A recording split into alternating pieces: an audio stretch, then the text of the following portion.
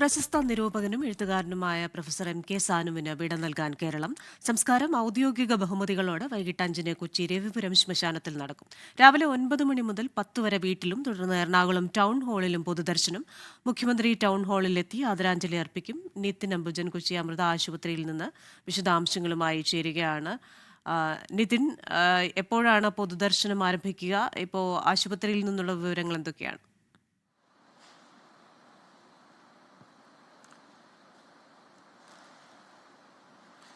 Christina, മലയാള സാഹിത്യ തറവാട്ടിലെ കാരണവരാണ് ഇന്നലെ വൈകിട്ട് വിടവാങ്ങിയത്. ഇന്നലെ വൈകിട്ട് 5:35 കൊച്ചി അമൃത ആശുപത്രിയിൽ ചികിത്സയിലിരിക്കെ അദ്ദേഹത്തിന്റെ അന്ത്യം. അതിനുശേഷം അമൃത ആശുപത്രിയിൽ തന്നെ ഏതാണ്ട് 7 മുതൽ രാത്രി 9 മണി വരെ പൊതുദർശനം ഉണ്ടായിരുന്നു. ഞാനിപ്പോൾ നിൽക്കുന്നത് കൊച്ചി അമൃത ആശുപത്രിയിലാണ്. ഇവിടെയാണ് അദ്ദേഹത്തിന്റെ ഭൗതികദേഹം ഇപ്പോൾ സൂക്ഷിച്ചിരിക്കുന്നത്. രാവിലെ 8 മണിയോടുകൂടി തന്നെ അദ്ദേഹത്തിന്റെ കാരിക്കാമുറിയിലെ വീട്ടിലേക്ക് ഭൗതികദേഹം ഇവിടെ നിന്ന് കൊണ്ടുപോകും. 8 മണി മുതൽ 10 മണി വരെ അദ്ദേഹത്തിന്റെ വസതിയിൽ പൊതുദർശനമാകും ഉണ്ടാവുക. കാരിക്കാമുറിയിലെ വസതിയിലാകും പൊതുദർശനം. അതിനുശേഷം 10 മണി മുതൽ വൈകിട്ട് 4 മണി വരെ കൊച്ചി ടൗൺ ഹാളിൽ വെച്ചാണ് പൊതുദർശനം ഇപ്പോൾ തീരുമാനിച്ചിരിക്കുന്നത്. പിന്നീട് വൈകിട്ട് 5 മണിക്ക് രവിപുരത്തെ ശ്മശാനത്തിൽ സംസ്കാര ചടങ്ങ്. ഈ നിലയിലാണ് ഇപ്പോൾ സമയക്രമം ഇപ്പോൾ നിശ്ചയിച്ചിട്ടുള്ളത്. കൊച്ചിയിൽ വലിയ സൗഹൃദ വലയമുള്ള ആളാണ് എം.കെ. സാനു. അതുകൊണ്ട് തന്നെ കൊച്ചിയുടെ സാംസ്കാരിക മുഖം എന്ന നിലയിൽ തന്നെ എം.കെ. സാനുവിനെ അറിയപ്പെടുന്നതുകൊണ്ട് അദ്ദേഹത്തിന്റെ ഈ ഒരു പൊതുദർശനത്തിനായി നിരവധി പേർ ടൗൺ ഹാളിലേക്ക് എത്തുമെന്നാണ് പ്രതീക്ഷിക്കുന്നത്. മുഖ്യമന്ത്രി പിണറായി വിജയൻ ഉച്ചയോടുകൂടി തന്നെ ആദരാഞ്ജലി അർപ്പിക്കാനായി ടൗൺ ഹാളിലെത്തും. അതോടൊപ്പം തന്നെ സംസ്ഥാനത്തെ വിവിധ മന്ത്രിമാരും ഇന്ന് കൊച്ചിയിൽ എത്തുന്നുണ്ട്. നേരത്തെ സൂചിപ്പിച്ച പോലെ തന്നെ അദ്ദേഹം മലയാള സാഹിത്യ തറവാട്ടിലെ കാരണവരാണ്. 97-ാം വയസ്സിലാണ് അദ്ദേഹത്തിന്റെ അന്ത്യം സംഭവിച്ചിരിക്കുന്നത്.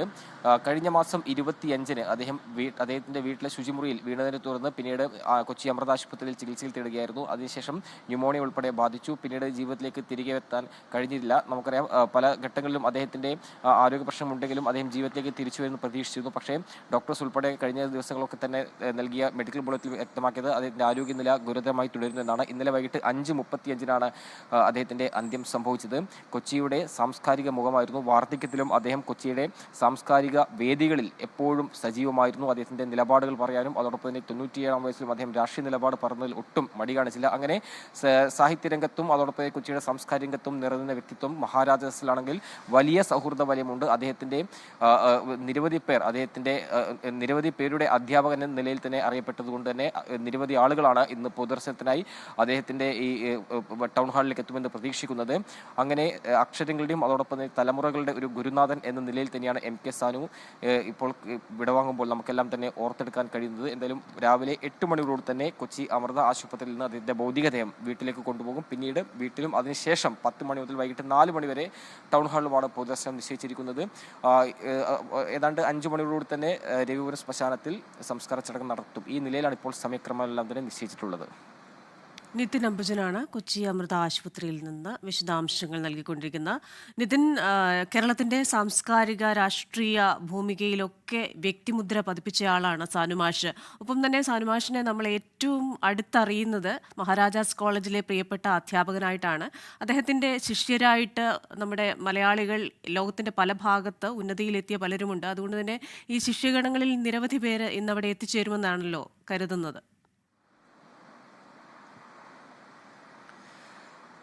ക്രിസ്റ്റീന, അങ്ങനെ തന്നെയാണ്. കാരണം നേരത്തെ പറഞ്ഞു, അദ്ദേഹത്തിന് വലിയ സൗഹൃദ വലയമുണ്ട്. അദ്ദേഹത്തിന് നിരവധി ആളുകൾ, നിരവധി പ്രശസ്തരായ പല തലങ്ങളിൽ അറിയപ്പെടുന്ന ആളുകളെല്ലാം തന്നെ അദ്ദേഹത്തിന്റെ ശിഷ്യന്മാരായിരുന്നു. മാത്രമല്ല, ആ ഒരു ഗുരുസ്ഥാനത്ത് നിന്നുകൊണ്ട് എപ്പോഴും അദ്ദേഹത്തെ ഓർത്തെടുക്കുന്ന വാക്കുകളൊക്കെ തന്നെ കഴിഞ്ഞ ദിവസം അദ്ദേഹത്തിന്റെ അന്ത്യം സംഭവിച്ചപ്പോൾ തന്നെ ഈ അനുസ്മരണ സമയത്തെല്ലാം തന്നെ അദ്ദേഹത്തെ ഓർത്തെടുക്കുന്നത് നമ്മൾ കണ്ടിരുന്നു. എന്തായാലും ആ ഒരു നിലയിൽ തന്നെ വലിയ തിരക്ക് ഇന്നത്തെ ഈ പൊതുദർശനത്തിൽ ഉണ്ടാകുമെന്നാണ് പ്രതീക്ഷിക്കുന്നത്. നേരത്തെ പറഞ്ഞ പോലെ തന്നെ മുഖ്യമന്ത്രി പിണറായി വിജയൻ ഉച്ചയോടുകൂടി തന്നെ എത്തും.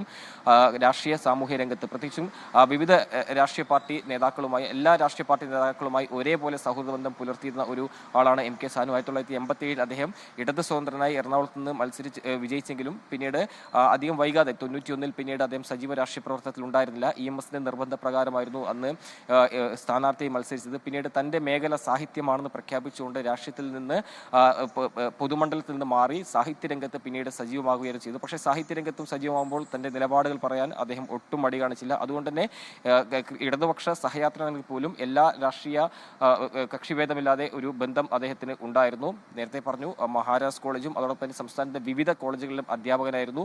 അങ്ങനെ സംസ്ഥാനത്തുടനീളം വലിയ സൗഹൃദ ബന്ധം മാത്രമല്ല ഒരു ഗുരുനാഥൻ എന്ന നിലയിൽ തന്നെ അദ്ദേഹത്തിനെ കാണുന്ന നിരവധി പേർ ഉണ്ട്. അതുകൊണ്ട് ഇന്ന് രാവിലെ 10 മണിയോടെ തന്നെ പൊതുദർശനം ടൗൺ ഹാളിൽ വെക്കുമ്പോൾ സ്വാഭാവികമായിട്ടും ആ ഒരു തിരക്ക് എന്തായാലും ടൗൺ ഹാളിൽ നമ്മൾ പ്രതീക്ഷിക്കുന്നുണ്ട്.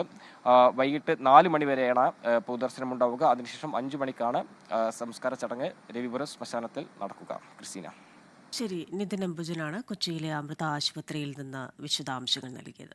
ലോകത്തെവിടെയായാലും ഏത് സമയത്തും 24 വാർത്തകളും ഓഗ്മെന്റഡ് റിയാലിറ്റി പാക്കേജുകളും എക്സ്പ്ലെയിനറുകളും വിശദമായി കാണാൻ ഞങ്ങളുടെ യൂട്യൂബ് ചാനൽ നിങ്ങൾക്ക് സബ്സ്ക്രൈബ് ചെയ്യാം.